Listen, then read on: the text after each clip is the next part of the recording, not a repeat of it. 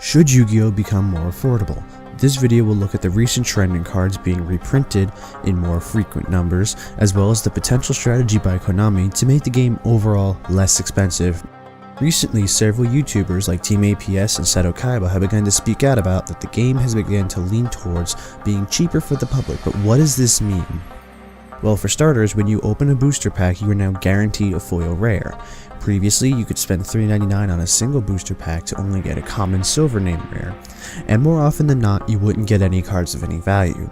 Because of this, I stood by the logic that you should not open booster packs for value and buy the singles that you need either at your local game store or website like TCG Player or Troll and Toad.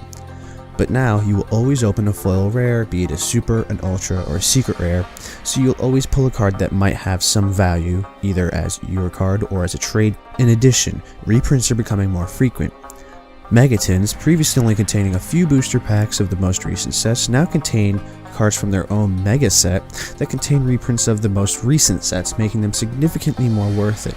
And their ratio of having a guaranteed secret, ultra rare, and super rare all make them a worthwhile buy.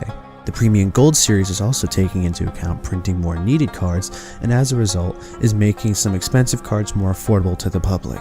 What does this mean for the game? To begin, the secondary market is heavily affected. Cards that were $1.50 might be knocked down to pennies within a few months.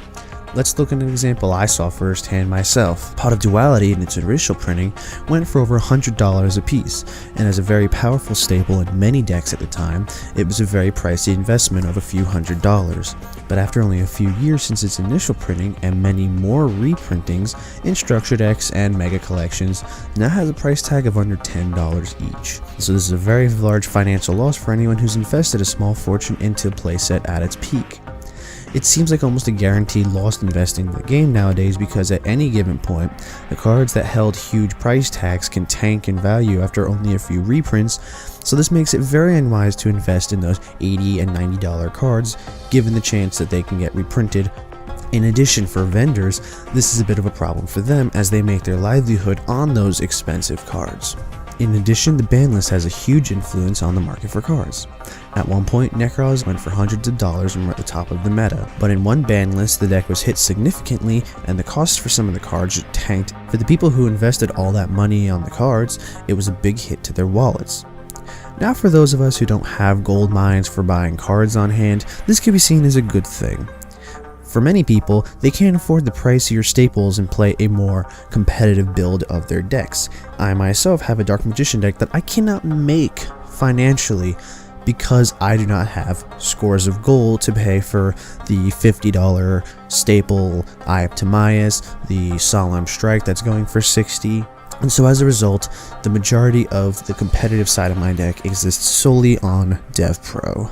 Now, as seen in the recent Monarch structure deck, Konami's been taking efforts to make the game more accessible for people playing on a budget.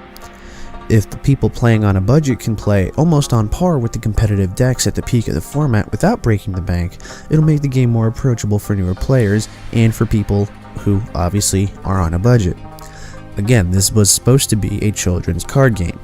It's really difficult to quantify a card game meant for children costing several $100s. Now, what are your thoughts on this trend?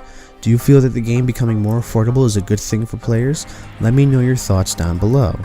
As a players of this game, should our wallets be sacrificed just to play the higher tier decks? Or should the game be more of a fun for all sort of design? I hope this video has been very helpful for you, so if so, remember to like the video and subscribe for more Dueling Academy videos. Happy dueling!